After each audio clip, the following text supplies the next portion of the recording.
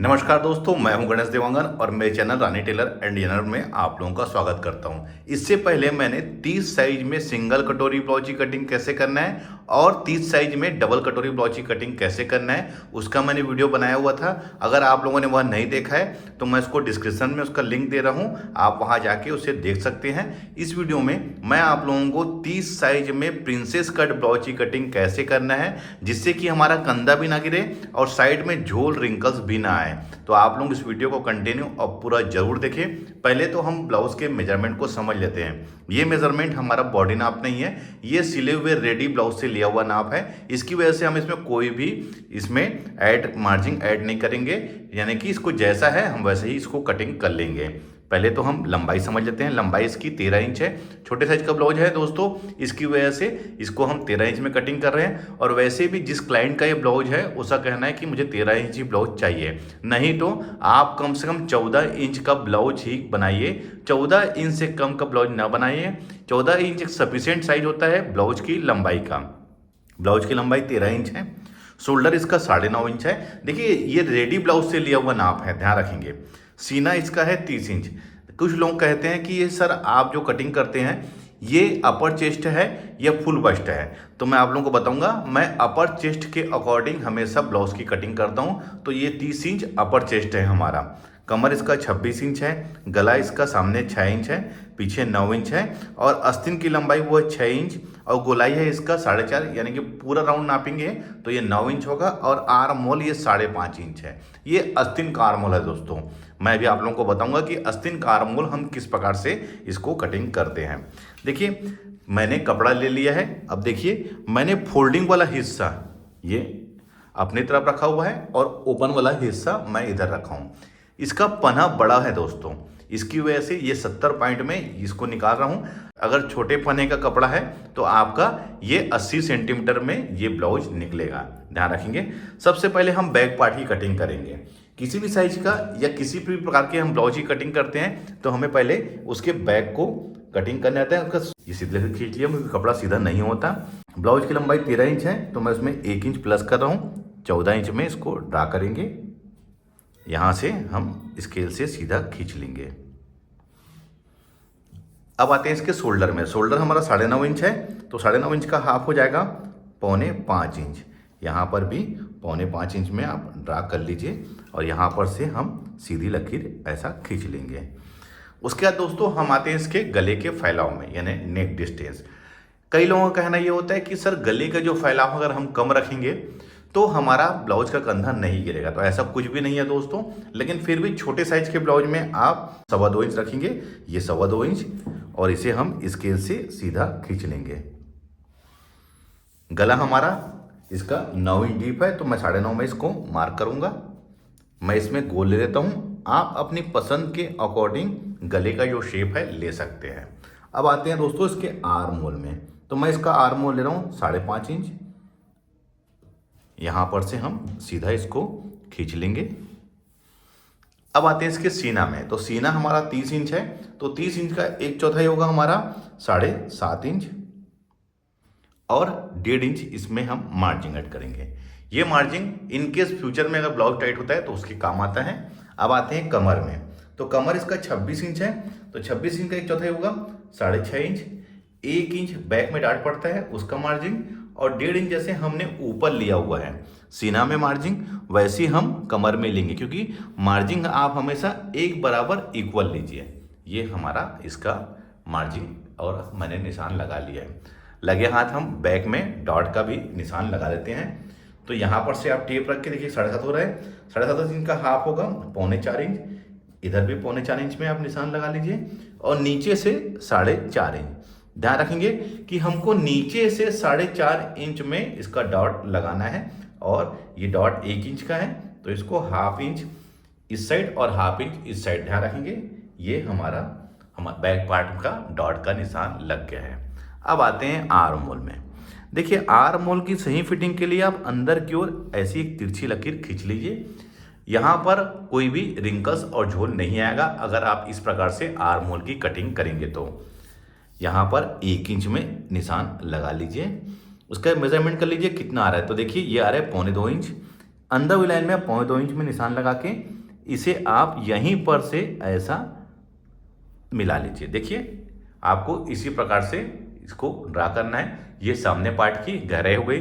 कई लोगों का कहना यह होता है कि हम बैक पार्ट की कटिंग कर रहे हैं तो सामने का क्यों अपन ड्रा कर रहे हैं। जब तक आप सामने पार्ट की गहराई का निशान नहीं लेंगे, पीछे पार्ट की भी गहराई का निशान आप नहीं लगा सकते। अब यहाँ पर से ऐसा और सीधी लकीर में, तो देखिए इसका आर्म होल कितना बेहतरीन तरीके से आया हुआ है। इस तरीके से अगर आर्म होल की कटिंग करेंगे तो कभी भी आपके साइड में झोल रिंकल्स नहीं आएगा। तो ये हमारा बैक पार्ट बिल्कुल ड्रा हो चुका है। तो चलिए अब हम इसको कट कर लेते हैं। अब देखिए इसका आर्म होल का शेप कैसा आया हुआ है। आपका आर्म होल का शेप हमेशा इसी प्रकार से आना चाहिए, तभी यहाँ पर कोई भी झोल और रिंकल्स नहीं रहेगा। तो ये हमारा बैक पार्ट कट गया है। अब सामने पार्ट की कटिंग करने के लिए देखिए दोस्तों, हमने ऐसे कटिंग किया था। अब इसको हम ऐसे पलट लेंगे, ये इस प्रकार से, ये ऐसा, क्योंकि ओपन वाला हिस्सा अब हमारे तरफ हो गया है। अब देखिए ये जैसा है दोस्तों, देखिए इसको मैं पलट लेता हूं यहाँ पर, ये इस प्रकार से जैसा ये है हम अब इसको एज इट इज कॉपी कर लेंगे। ध्यान रखेंगे एज इट इज इसको हम यहाँ पर कॉपी कर लेंगे। अब इसे हटा लेते हैं। सबसे पहले इसमें हम यहाँ पर मार्जिन का निशान लगा लेंगे जिससे कि आपको समझ में आए। ये हमारा 1.5 इंच की मार्जिन हो गई। अब इसमें हम सामने पार्ट की गहराई का भी निशान लगा लेते हैं, ये इस प्रकार से। ये हमारे सामने पार्ट की गहराई हो गई। अब उसके बाद हम यहाँ पर 1/2 इंच का हुक आई की मार्जिन भी ऐड कर लेते हैं। उसके बाद हम गले की डिस्टेंस को मेजरमेंट कर लेते हैं। 2.25 इंच हमने पीछे लिया था तो 2.25 इंच सामने भी। ध्यान रखेंगे कि हुक आई की मार्जिन को छोड़ के हमको निशान लगाना है, ये इस प्रकार से। ये हो गया। सामने गला हमारा 6 इंच है तो मैं इसमें 6.5 में इसको मार्क करूंगा। अब हमें क्या करना है तो ध्यान रखेंगे, सबसे पहले हम इसमें बस्ट पॉइंट का निशान लाएंगे ऊपर से। तो ऊपर से हम इसका बस्ट पॉइंट का निशान कैसे लाएंगे, उसका दोस्तों एक आसान फार्मूला है। जो भी हमारा सीना होता है उसको हमको 4 से भाग देना है। तो 30 को हम 4 से भाग देंगे तो ये होगा हमारा 7.5 इंच, और उसमें 1 इंच प्लस कर लेना है तो हो जाएगा 8.5 इंच, और 1/2 इंच मैं इसमें ऊपर सिलाई मार्जिन लूंगा तो ये हो गया हमारा 9 इंच। ध्यान रखेंगे ये 9 इंच में आप निशान लगा लीजिए, ये ऐसे। अब यहाँ पर से आप सीधा ऐसा खींच लीजिए, ये हमने सीधा खींच लिया है। अब लगे हाथ हम इसके नीचे 2 इंच में एक निशान और लगा लेंगे। 2 इंच में आप चाहे तो 2.5 इंच में भी लगा सकते हैं, लेकिन मैं 2 इंच में ही लगाता हूं। ध्यान रखेंगे। मान लीजिए ये प्रिंसेस कट बेल्ट वाला बनता तो यही वाला हिस्सा हमारा बेल्ट होता। ध्यान रखेंगे ये 2 इंच के नीचे जो हिस्सा है वही हमारा बेल्ट बनता, लेकिन हम इसको प्रिंसेस कट बेल्ट वाला नहीं बना रहे हैं, यानी कि 3 पीस में नहीं बना रहे हैं, सिंगल प्रिंसेस कट ही बना रहे हैं। अब देखिए दोनों बस्ट की दूरी कैसे निकालेंगे। तो दोनों बस्ट की दूरी जो भी सीना होता है उसका 10वां हिस्सा, तो ध्यान रखेंगे ये कितना होगा 10वां हिस्सा 30 इंच का 3 इंच। आप 3 इंच में यहाँ पर निशान लगा लीजिए। देखिए हुक और आई की मार्जिन को छोड़ के ये मैं लगा लिया हूँ। अब नीचे में आप 1 इंच का एक सीधी लकीर और खींच लीजिए। ये क्यों खींचे हूँ मैंने, मैं भी आपको आगे बताऊंगा। अब आप इस साइड नीचे में देखिए हमने 3 इंच में लगाया निशान, तो यहाँ से आप 1/2 इंच कम कर लीजिए। ये कितना हो गया 2.5 इंच। मैंने यहाँ 3 इंच में लगाया है और यहाँ लगाया हूँ 2.5 इंच में सबसे नीचे। ध्यान रखेंगे सबसे नीचे। अब यहाँ पर से इसे सीधा ऐसा खींच लेंगे, ये इस प्रकार से। ध्यान रखेंगे। अब ये जो आर्म होल है दोस्तों, ध्यान रखेंगे ये आर्म होल को आप इस प्रकार से मेजरमेंट करके, इसका जो सेंटर होगा दोस्तों, सेंटर इसका यहाँ आ रहा है, तो यहाँ पर हमें इसको ऐसा मिला लेना है। देखिए ये आर्म होल के सेंटर में, थोड़ा बहुत आगे पीछे चल सकता है लेकिन मैंने आर्म होल का सेंटर ले लिया है। अब हमें इसका डार्ट कितने इंच का लगाना है। सीना हमारा 30 इंच का है तो मैं यहाँ पर इसमें 2 इंच का डार्ट दूंगा दोस्तों, क्योंकि छोटे साइज का ब्लाउज है इसकी वजह से मैं इसमें 2 इंच का डॉट ले रहा हूँ।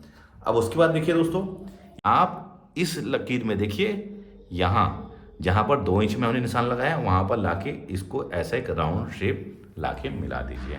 उसके बाद इसको पलट के आप यहाँ पर इसको ऐसे मिला लीजिए, ये इस प्रकार से। तो ये इसका एक परफेक्ट शेप हमारा बन जाता है दोस्तों।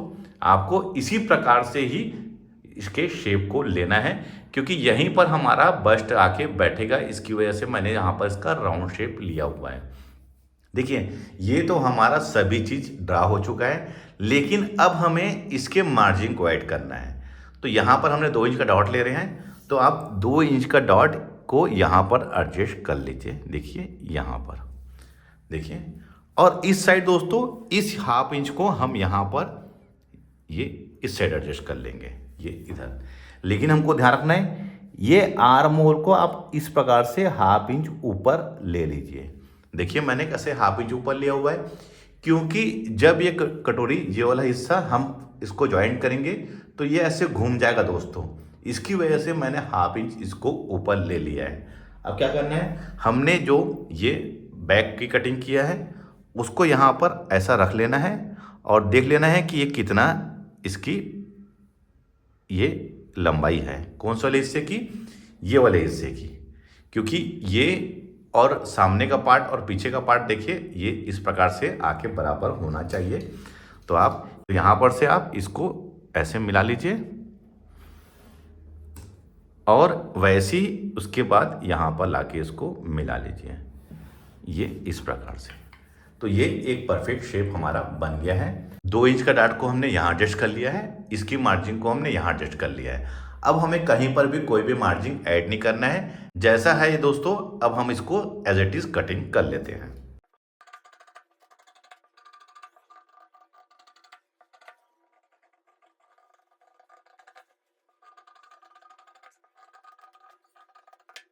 ये हमारा सामने का पार्ट कटिंग हो गया है। अब आते हैं हम आस्तीन में। ये बचा वाला कपड़ा हमारा आस्तीन के काम आएगा। अब देखिए दोस्तों, इसको हम 4 फोल्ड में, ये देखिए इसको हम 4 फोल्ड में ऐसा फोल्ड कर लेंगे। सबसे पहले हम यहाँ पर नीचे में सीधे खींच लेंगे, यहाँ पर मार्जिन, क्योंकि ये वाला हिस्सा हमारा फोल्ड हो जाएगा। आस्तीन की जो लंबाई है वो 6 इंच है, तो मैं इसको 6.5 में इसको मार्क करूँगा। यहाँ पर से हम सीधा इसको खींच लेंगे। उसके बाद 3.5 इंच में इसका हम डिस्टेंस एक लकीर और खींचेंगे। दोस्तों ये 3.5 इंच में जो निशान लगा रहा हूँ, यहीं पर ही हम आस्तीन का आर्म होल को बैठा लेंगे, क्योंकि मैं आप लोगों को बताया था कि आस्तीन का जो आर्म होल 5.5 इंच है। तो दोस्तों हमको 5.5 पे यहीं पर निशान लगाना है, क्योंकि जब हमने ब्लाउज को मेजरमेंट किया था तो हमने इसी तरीके से मेजरमेंट किया था। देखिए, अगर आप इस तरीके से आर्म होल को मेजरमेंट करते हैं तो इस प्रकार से निशान लगाइए। अगर आप इस प्रकार से नापे हैं तो इस प्रकार से इसको मेजरमेंट करिए। अब इसमें 1.5 इंच मार्जिन, आस्तीन की जो गोलाई थी वो 4.5 इंच थी, 1.5 इंच इसकी भी मार्जिन। अब यहाँ पर से हम इसे सीधा खींच लेंगे। एक निशान 5.5 इंच में यहाँ पर भी लगा के इसे बॉक्स बना लेंगे। अब 5.5 इंच का हाफ होगा दोस्तों हमारा 3.25 इंच, यहाँ पर भी 3.25 इंच। 2 भाग में बांट लिए 5.5 इंच को हमने। ये आस्तीन कटिंग करने का बहुत आसान फार्मूला है दोस्तों। उसके बाद ये 3.25 इंच को भी 2 भागों में हम ऐसा बांट लेंगे, ये इस प्रकार से। इसे भी बॉक्स बना लीजिए। देखिए हमने 3 बॉक्स बनाए हैं, 5.5 इंच का हाफ, 3.25 इंच। अब 3.25 इंच को फिर 2 भागों में। अब 3.5 इंच को यहाँ 2.25 इंच में फिर से इसको हाफ कर लेंगे और यहाँ पर से हम सीधा ऐसे और एक तिरछी लकीर यहाँ पर से। अब यहाँ पर 1 इंच में निशान लगा लेंगे। अब देखिए फ्रेंच कर्व से मैं आस्तीन की कटिंग किस प्रकार से कर रहा हूँ। इसको यहाँ पर लाके ऐसे मिला लीजिए, ये ऐसे। उसके बाद जहाँ पर हमने 1 इंच में निशान लगाया दोस्तों, वहाँ पर इसे लाके ऐसा मिला लीजिए। तिरछी लकीर में 2 इंच में हमने यहाँ पर मिलाया था। अब पीछे पार्ट के लिए यहाँ पर ये फार्मूला दोस्तों हर साइज के आस्तीन के लिए है। ध्यान रखिए, हमको इसी प्रकार से इसको कटिंग करना है। ये हमारा ड्रा हो गया है। चलिए इसको भी अब कट कर लेते हैं। बिल्कुल आपको ध्यान से इसी प्रकार से कट करना है, क्योंकि इस प्रकार से आप अस्तिनी कटिंग करेंगे तो कभी भी कोई भी परेशानी आपकी नहीं होगी। ध्यान रखेंगे इस चीज़ को। फ्रेंच कर्व से भी आप कटिंग कर सकते हैं। अगर फ्रेंच कर्व नहीं है आपके पास में तो आप इसी प्रकार से भी कट कर सकते हैं।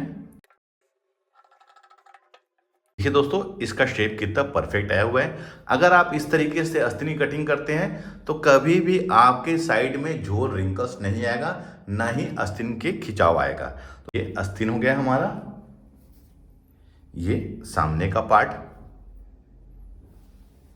आपको इसी प्रकार से प्रिंसेस कट ब्लाउज की कटिंग करना है।